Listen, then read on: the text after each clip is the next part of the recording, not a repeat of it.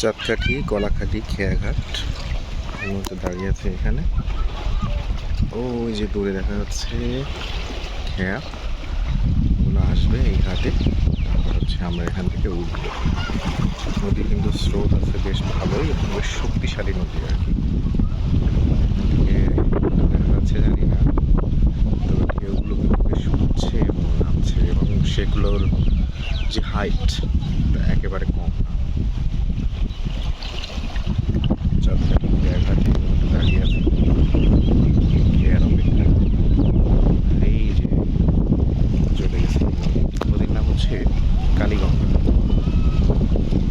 এই নদী চলে গিয়েছে গোপালগঞ্জ। যাই হোক, এখন দারুণ বাতাস হচ্ছে এখানে এবং স্রোত কিন্তু ভালোই আছে, ঢেউ আছে বেশ শক্তিশালী ঢেউ। আচ্ছা, যেটা বলতে চাচ্ছিলাম সেটা হচ্ছে এখানে ব্রিজ হচ্ছে।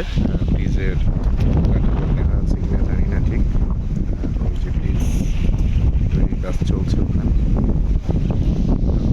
খেয়াটা এটা হলে পিরোজপুর থেকে সরকারি ডিরেক্ট